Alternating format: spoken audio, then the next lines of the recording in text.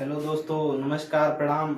Umakant Yadav sir GS classes में आपका बहुत बहुत स्वागत, अभिनंदन है। आज की जो कक्षाएं हैं, हम संविधान में हम देख रहे थे संविधान सभा का गठन, और गठन के बाद हम लोगों ने संविधान में देखा था, और आज उसी संविधान में आगे देखेंगे अगले कथन को। तो संविधान में हमने संविधान सभा की बैठकों को देखा, उसी को फिर से रिपीट करेंगे एक बार। देख रहे थे संविधान, जैसे भारतीय संविधान, भारतीय संविधान एवं राज्य व्यवस्था। ठीक, भारतीय संविधान एवं राज्य व्यवस्था देखा जाएगा। इसमें देख रहे थे हम संविधान सभा, क्या संविधान सभा, संविधान सभा के बारे में देख रहे थे।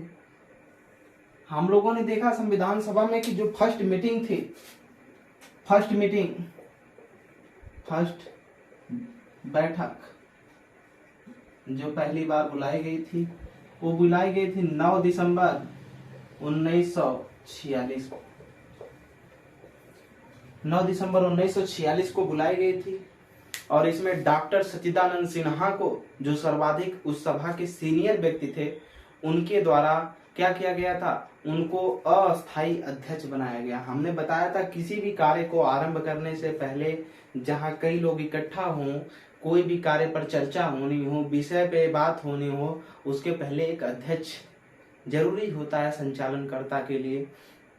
तो यहाँ पर डॉक्टर सच्चिदानंद सिन्हा को जो अस्थायी अध्यक्ष बनाया गया था, वो क्यों बनाया गया था, किस आधार पर बनाया गया था। ठीक, एक तो क्यों बनाया गया था, इसका जवाब ये है कि कार्य को संचालन करने के लिए बनाया गया था। तो क्या कमेटी में और लोग नहीं थे इसलिए बनाया गया था कि वो पूरे कमेटी के सर्वाधिक सीनियर व्यक्ति थे। और हमारे यहाँ फ्रेंच मॉडल की संस्कृति को हमने अपनाया है कि जो वहां का फ्रेंच के सिस्टम है कि सर्वाधिक सीनियर व्यक्ति को वरीयता दी जाती है। ठीक, तो डॉक्टर सच्चिदानंद सिन्हा उसमें सीनियर थे, अनुभवी व्यक्ति थे, इसलिए उनको अस्थायी अध्यक्ष के रूप में चुना गया। क्योंकि हमारे भारतीय संस्कृति जो संस्कृति से अपनाई हुई है, हमेशा बड़ों का आदर सम्मान करना एवं उनको उचित स्थान देना, ये हमारी परंपरा रही है कि हम कोई भी कार्य स्टार्ट होता है तो हम कहते हैं ना, पहले बड़े आप हैं, पहले आप लीजिए, वही चीज है। तो डॉक्टर सच्चिदानंद सिन्हा सीनियर व्यक्ति थे, जिनको प्रथम संविधान सभा के बैठक के दिन 9 दिसंबर 1946 को अस्थायी अध्यक्ष के रूप में चुन लिया गया। दूसरी जो बैठक हुई, सेकेंड मीटिंग, दूसरी जो बैठक हुई, ये हुई ठीक एक दिन के बाद 11 दिसंबर 1946 को। और जब 11 दिसंबर 1946 को द्वितीय बैठक हुई, तो डॉक्टर राजेंद्र प्रसाद को, जो बिहार के सिवान जिला के जीरादेई नामक स्थान से आते हैं, डॉक्टर सच्चिदानंद सिन्हा को, जो उस समय अंतरिम सरकार में कृषि एवं खाद्य मंत्री थे, डॉक्टर राजेंद्र प्रसाद को, जो खाद्य एवं कृषि मंत्री थे, डॉक्टर राजेंद्र प्रसाद को संविधान सभा का अस्थायी अध्यक्ष बनाया गया।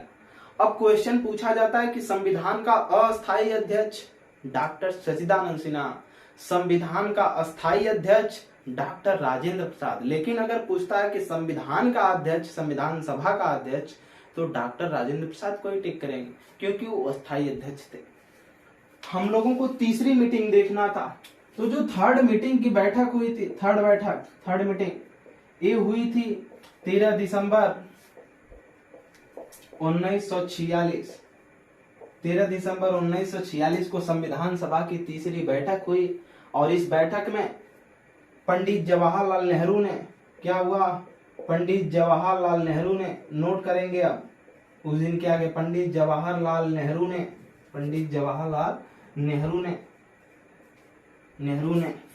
संविधान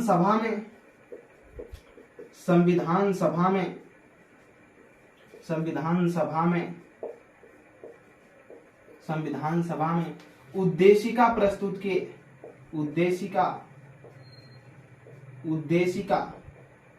प्रस्तुत किए। उद्देशिका प्रस्तुत की। ये जो उद्देशिका है, क्या इसका उद्देश्य, ठीक, क्या इसका उद्देश्य है? उद्देशिका यानी संविधान जो बनाया जा रहा था उसका उद्देश्य क्या है, क्या प्राप्त करानी चाहती है हमारी उद्देशिका। इस चीज को उन्होंने 13 दिसंबर 1946 को पंडित जवाहरलाल नेहरू ने संविधान सभा में उद्देशिका प्रस्तुत की। घटना चक्र पीसीएस पूर्वावलोकन में क्वेश्चन पूछा जा चुका है पीसीएस में।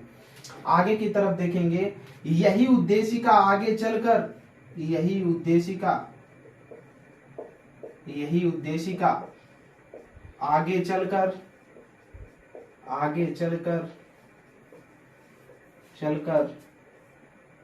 22 जनवरी 1947 को पारित होकर संविधान की प्रस्तावना बनी। संविधान की प्रस्तावना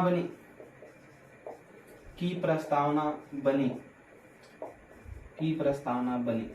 और ध्यान दीजिएगा कि कोई भी चीज पढ़ने से पहले, जानने से पहले आप हिंदी की बुक उठाएंगे, इंग्लिश की बुक उठाएंगे, हाई स्कूल, इंटर या कहीं भी कोई भी चीज पढ़ रहे होंगे, कहानी पढ़ रहे होंगे, तो उसके पहले उस पाठ का सारांश दिया जाता है। उस पाठ का कोई टीचर अगर कोई भी चीज पढ़ा रहा है तो उसके पूरे विषय के बारे में, उसका मूल उद्देश्य क्या है, इस चीज को बताता है। फिर लास्ट में इस कहानी से या उस पूरे चैप्टर से हमें क्या सीख मिली, इसको बताया जाता है। उसी प्रकार जो हमारा संविधान था उसका उद्देश्य क्या है, संविधान क्यों बनाया जा रहा है, उसका उद्देश्य क्या है, इस चीज को प्रस्तुत किया गया था। वही आगे चल करके पूछा गया है कई बार। थी 22 जनवरी 1947 को जब संविधान सभा ने इस उद्देशिका को पारित कर दिया। पेश कब किया गया था? 13 दिसंबर 1946 को। लेकिन संविधान सभा ने 22 जनवरी 1947 को अगले साल में इसको क्या किया, पारित हुआ। और वही पारित होकर के क्या बन गया, संविधान की प्रस्तावना बन गई। मतलब पूरी संविधान में क्या चीज है, अगर उस हम भारत की प्रस्तावना को पढ़ लेते हैं तो हम समझ जाएंगे कि पूरे संविधान में है क्या। तो कह सकते हैं कि जो प्रस्तावना है ये पूरे संविधान के पाठ का क्या है, पूरे संविधान का सारांश है। ठीक, आगे की तरफ हम बढ़ेंगे तो हम लोगों ने 9 दिसंबर 1946 को डॉक्टर सचिदानंद सिन्हा को अस्थायी अध्यक्ष के रूप में फ्रेंच मॉडल के तहत चुना। फिर सेकेंड मीटिंग में 11 दिसंबर 1946 को राजेंद्र प्रसाद को अस्थायी अध्यक्ष के रूप में चुना, जिसके समय में उपाध्यक्ष बनाए गए एच.सी. मुखर्जी को और संवैधानिक सलाहकार उसी समय बनाया गया 11 दिसंबर 1946 को बी.एन. राव को संवैधानिक सलाहकार बनाया गया।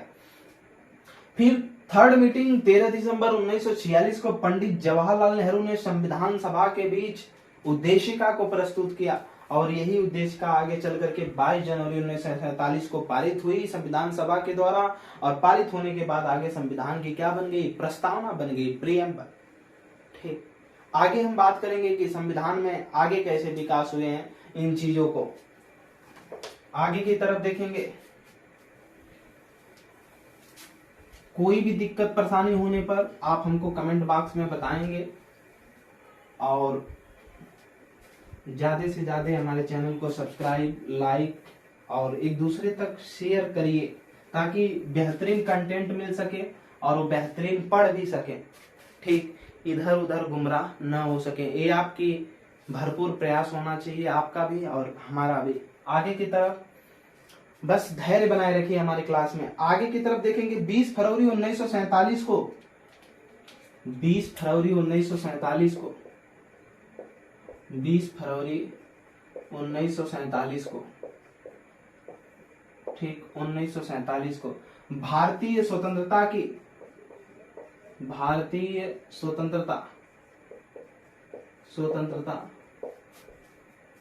की घोषणा की गई।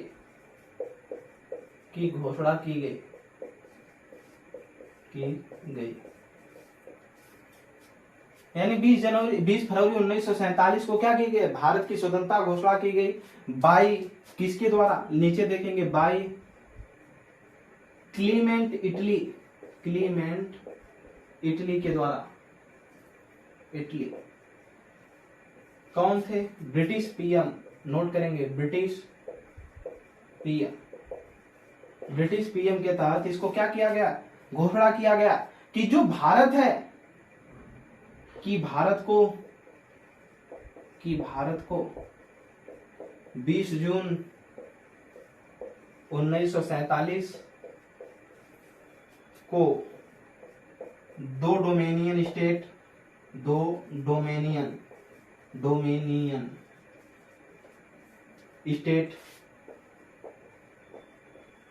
में बांट दिया जाएगा।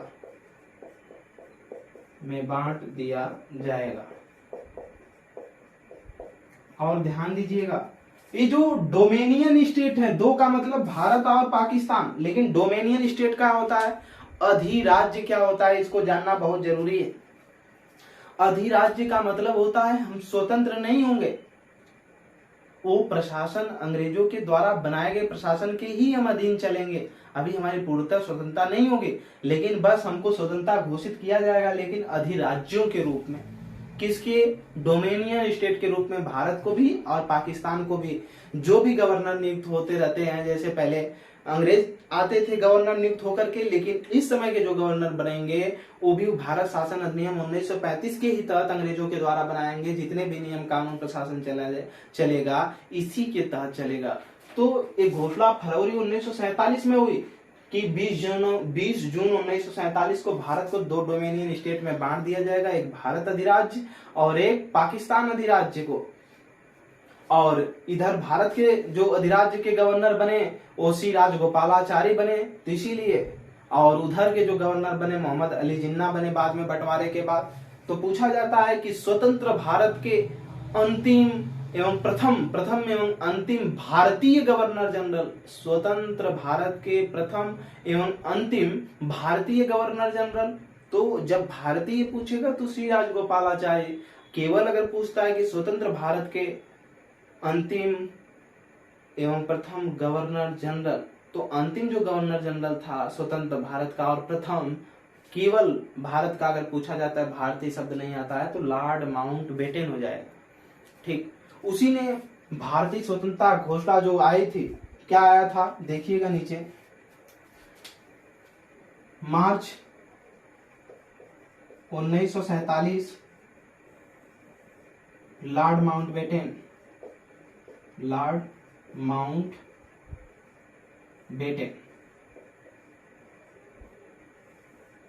ठीक, यही गवर्नर बनकर आया था, गवर्नर, भारत का गवर्नर जनरल बनकर के आया था। ठीक, गवर्नर जनरल, यही भारत का गवर्नर जनरल बनकर के आया था मार्च 1947 में। और इसी के समय में आया था क्या, भारतीय स्वतंत्रता अधिनियम 1947।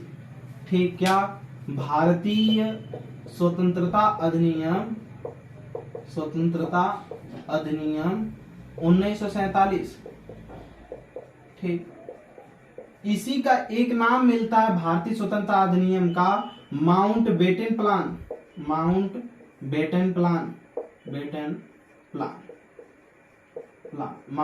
प्लान।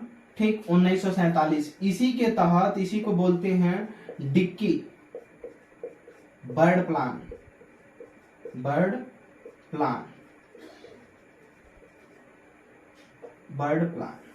डिक्की बर्ड प्लान, इसका मतलब था बांटो, भारत को दो स्टेट में क्या कर दो, बांटो, डिवीजन ऑफ कॉन्स्टिट्यूशन असेंबली, संविधान सभा को दो भागों में बांटना, डिक्की बर्ड प्लान। इसका काम ही यही था कि भारत को दो स्टेट में, दो डोमिनियन स्टेट में बांट दिया जाए, इसीलिए इसको माउंटबेटन प्लान कहते हैं। माउंटबेटन के द्वारा ही इसको बांटा गया। ठीक, आगे की तरफ देखेंगे हम, वहां से घोषणा फरवरी में हुई, लेकिन बाद में चल करके जून में माउंटबेटन के द्वारा मार्च में आ गया और इसके बाद इसको बांट दिया गया भारत को। ठीक, आगे की तरफ हम देखेंगे, इसमें याद रखिएगा भारतीय स्वतंत्रता अधिनियम को क्या कहते हैं, माउंटबेटन प्लान बोलते हैं।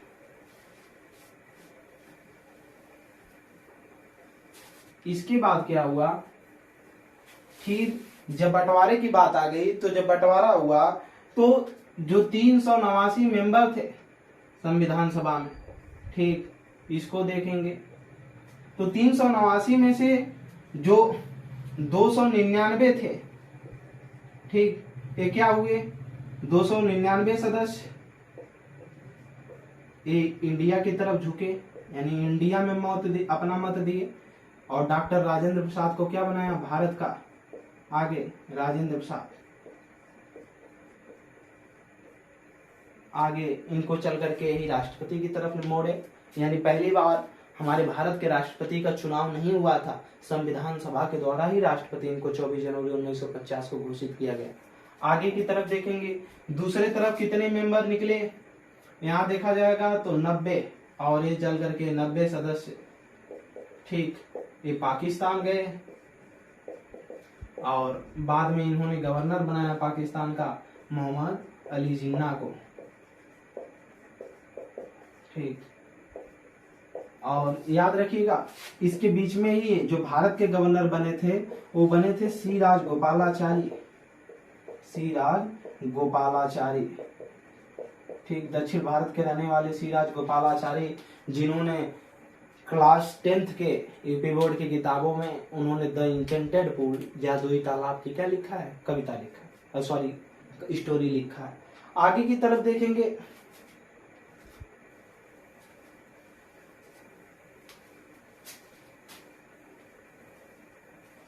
इसमें संविधान सभा की जो नेक्स्ट मीटिंग हुई, ठीक, संविधान सभा की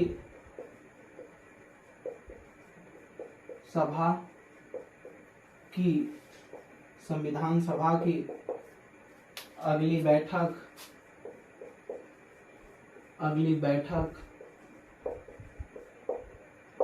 बैठक ये हुई 29 अगस्त 1947। कब, 29 अगस्त 1947 को। इसमें क्या हुआ, डॉक्टर बी आर अम्बेडकर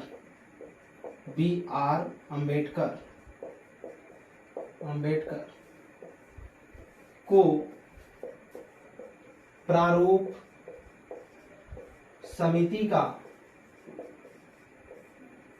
समिति का अध्यक्ष बना लिया गया,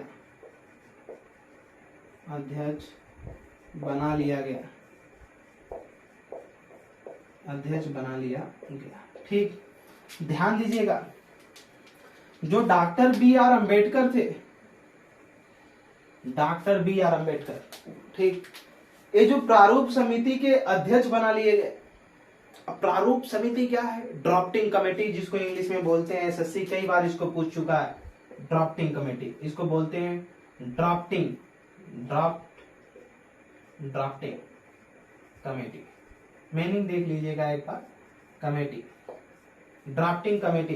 ये जो ड्राफ्टिंग कमेटी है इसके जो अध्यक्ष बनाया गया प्रारूप समिति का, यानी जो संविधान है इसका प्रारूप कैसे होगा, ठीक, किसको दिया गया अध्यक्ष बना करके, डॉक्टर बी आर अम्बेडकर को दिया गया। डॉक्टर बी आर अम्बेडकर ने पूरे संविधान का प्रारूप कैसा होगा इसको बनाया, और जब इसको इसीलिए बनाया तो डॉक्टर बी आर अम्बेडकर को इसीलिए क्या कहा जाता है, fathers of constitution,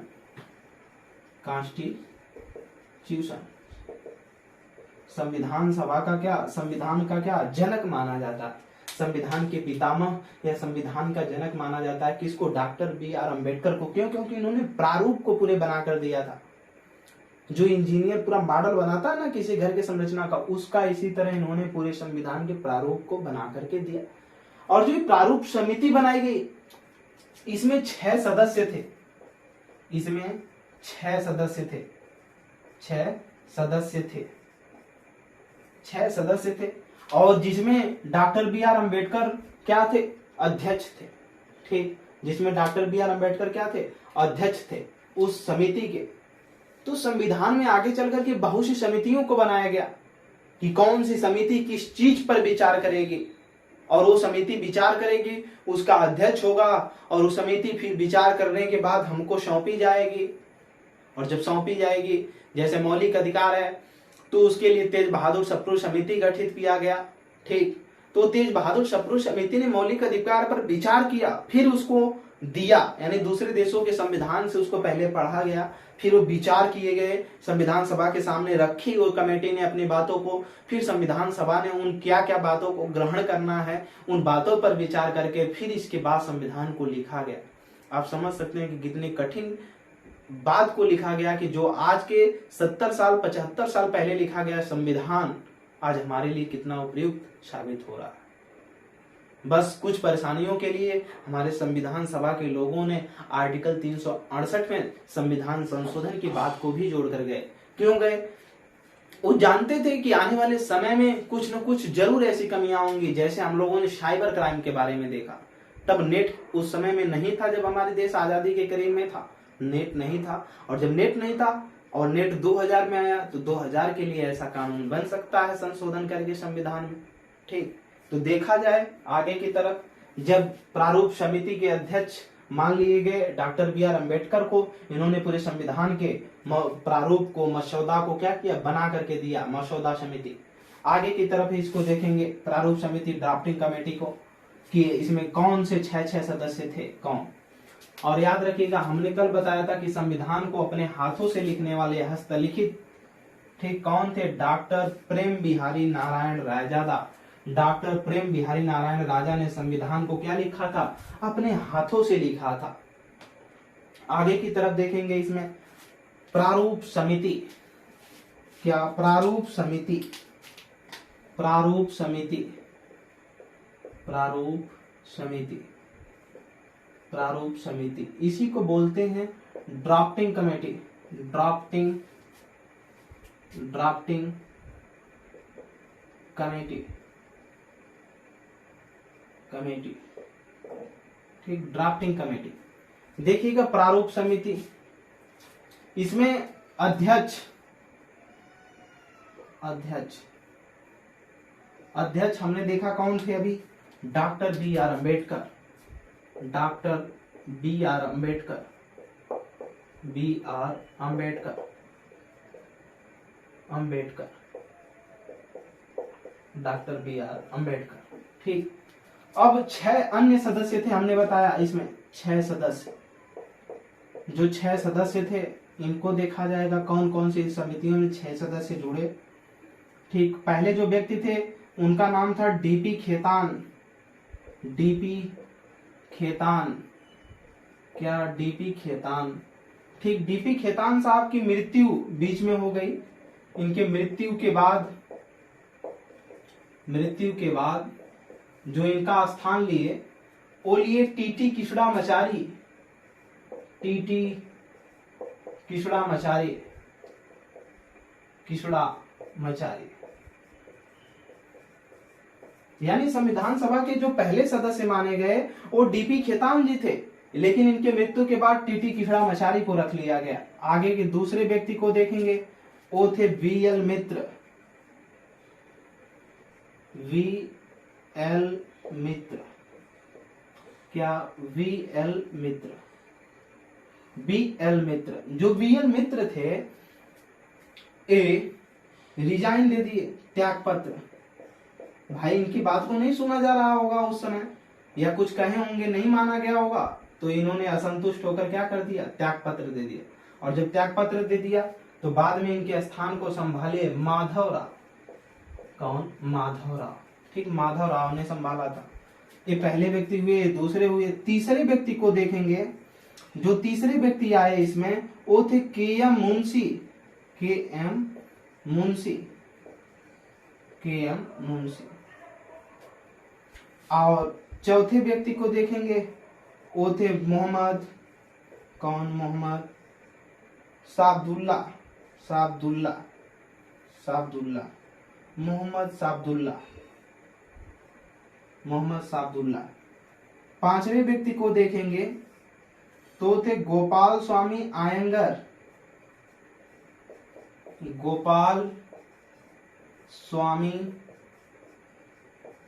Iyengar, Iyengar, Gopal Swami Iyengar.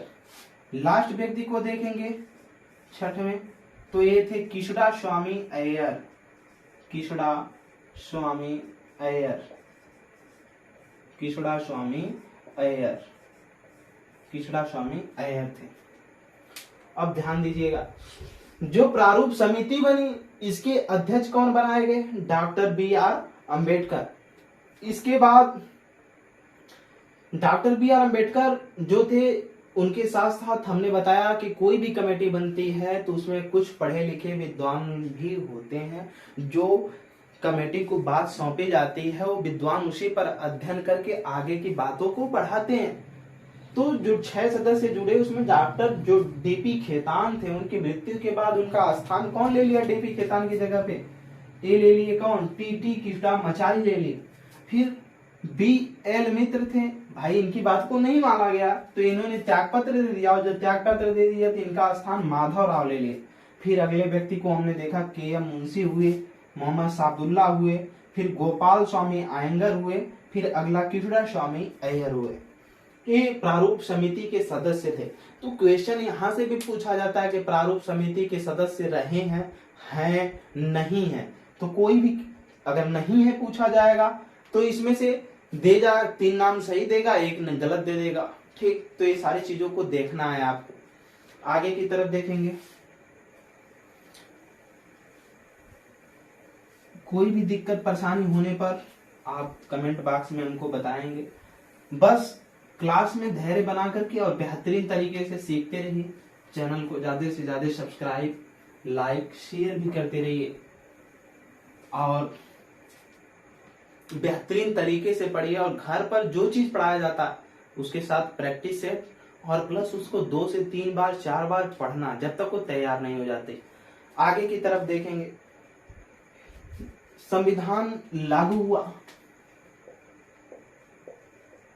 संविधान लागू हुआ अगर ये पूछा जाता है संविधान कब लागू हुआ तो ये तिथि 26 नवंबर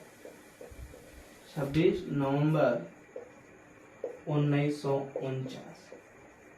संविधान कब लागू हुआ? 26 नवंबर 1949 को। लेकिन पूर्ण रूप से लागू नहीं हुआ, 15 आर्टिकल बस।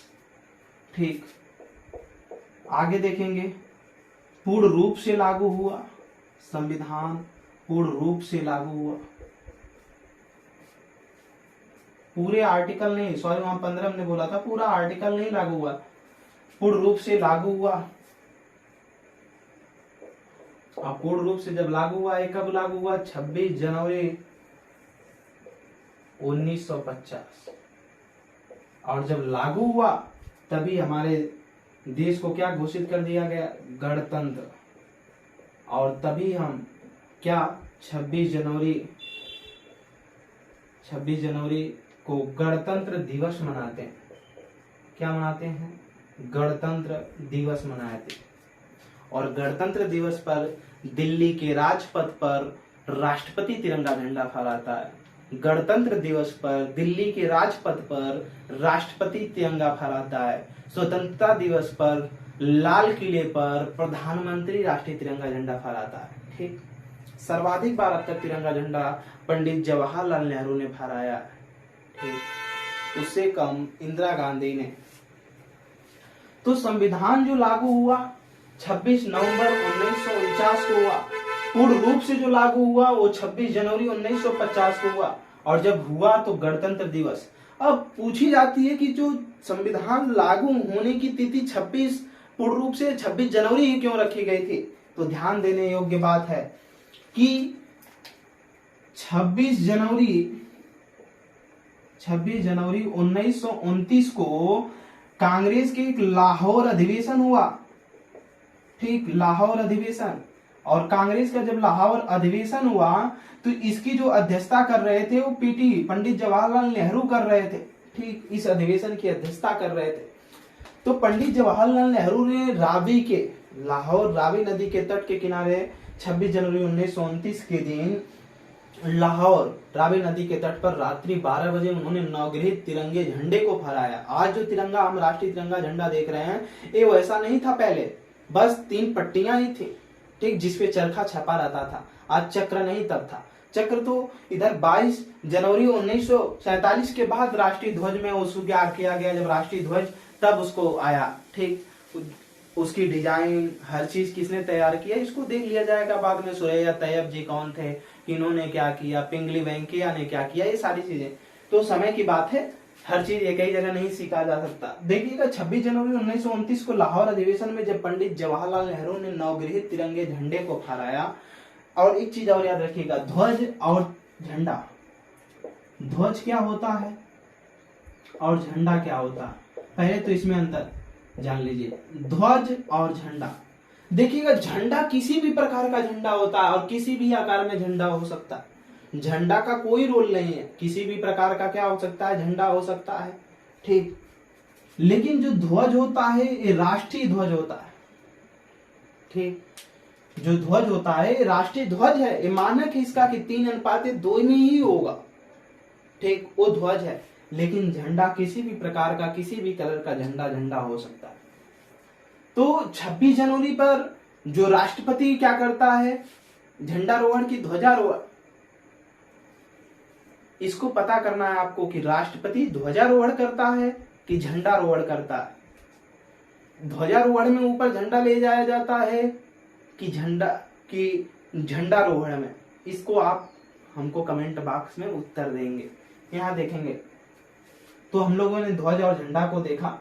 तो 26 जनवरी 1929 की लाहौर के अधिवेशन में कांग्रेस की जब अध्यक्षता पंडित जवाहरलाल नेहरू उस अधिवेशन की अध्यक्षता कर रहे थे, रात्रि 12 बजे इन्होंने राष्ट्रीय तिरंगे झंडे को जब फहराया तो इन्होंने पूर्ण स्वराज के मोतीलाल नेहरू इनके पिता थे, उन्होंने ही पूर्ण स्वराज की मांग की। पूर्ण स्वराज्य का मतलब है पूरा कानून बनाने का हक किसके पास हो, हमारे पास हो, हमारा पूरा सहयोग, हमारा पूरा मतलब हमारा स्वयं का शासन हो। स्वराज्य की मांग किया, पूर्ण स्वराज्य की मांग की। तभी पंडित जवाहरलाल नेहरू ने एक कथन कहा था कि जब पूरा संसार सो रहा है तब भारत अपनी आजादी के लिए अकेले रात में जाग रहा है।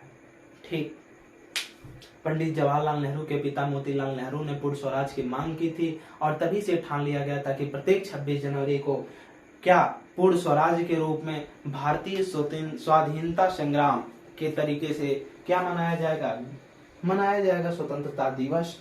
तो 26 जनवरी से ही चल करके आगे हम इसीलिए संविधान को हमारा 26 जनवरी को क्या किया गया, इसको लॉन्च किया गया। ये जो 26 नवंबर 1949 की तिथि आप देख रहे हैं, क्या संविधान लागू होने की तिथि को जो आप देख रहे हैं 26 नवंबर 1949, 26 नवंबर को कानून दिवस या विधि दिवस मनाया जाता है। कानून क्या होता है, विधि क्या है, लॉ, वही कानून अलग है। ठीक, जो कानून है लॉ वो एक है, लेकिन रूल नियम अलग है। उसको हमने पहले क्लास में ही संविधान के बता दिया है, जो लोग नहीं देखे वो देखेंगे। 26 नवंबर को कानून दिवस या विधि दिवस मनाया जाता है। इसी को आगे चल करके संविधान दिवस कब से मनाने की जो घोषणा हुई है इसको देखिएगा। अभी 2015 में जब बीजेपी की सरकार थी, एनडीए की सरकार, ठीक, एनडीए की सरकार यानी बीजेपी की जो सरकार है, एनडीए में दो लोग ना, बीजेपी और प्लस आरएसएस, तो ये एनडीए बनी। तो बीजेपी की सरकार ने 2015 में डॉक्टर बी आर अम्बेडकर की जयंती पर ठान लिया, किसके 2015 में डॉक्टर बी आर अम्बेडकर की जयंती में 14 अप्रैल को ठाना कि जो डॉक्टर बी आर अम्बेडकर की जयंती इसको भी राष्ट्रीय पर्वों में गिना जाएगा। अब हमारे 4 राष्ट्रीय पर्व हो गए, एक 26 जनवरी, फिर 14 अप्रैल, 15 अगस्त और 2 अक्टूबर था। तो 14 अप्रैल को मतलब जोड़ा गया कि राष्ट्रीय पर्व के रूप में मनाया जाएगा। 26 नवंबर को 2015 से ही संविधान दिवस के रूप में मनाया जा रहा। पहले विधि या कानून दिवस के रूप में मनाया जाता था, अब इसको संविधान दिवस के रूप में मनाया जाता है। कब से? 2015 से। बात समझ में आई? और 26 जनवरी को क्यों चुना गया था, हमने बताया था कि 26 जनवरी 1929 को लाहौर में एक अधिवेशन हुआ था, पंडित जवाहरलाल नेहरू ने उसकी अध्यक्षता की थी। इनके पिता थे मोतीलाल नेहरू, जिन्होंने पूर्ण स्वराज की मांग किया था, ठीक, कि स्वयं का शासन हो हमारा।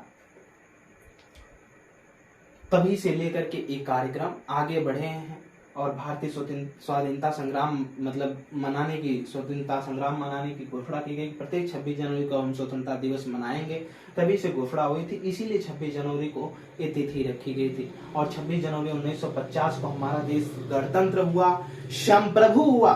सबसे बड़ी बात तो ये संप्रभु हुआ, उसके पहले अधिराज्य था। आजादी 15 अगस्त 1947 को हमको मिली, लेकिन हमने संप्रभु कब घोषित हुआ? जब हमारा शासन यानी हमारा संविधान आ गया 26 जनवरी 1950 को, तब हम गणतंत्र हुए और संप्रभु घोषित हुए। संप्रभु का मतलब हमें आंतरिक और बाह्य दृष्टि से कोई भी कार्य करने के लिए, चाहे वो आर्थिक रूप से हो, सामाजिक रूप से हो, राजनीतिक रूप से हो, वो हमारा अधिकार हो जाएगा। हम अधिकार उस पर जिस तरीके से चाहेंगे करेंगे, उसके लिए घोषणा हुई। यही आंतरिक दृष्टि में भी, वही बाह्य तरीके से भी हमको शक्ति प्राप्त हो गई, यानी हम संप्रभु हो गए।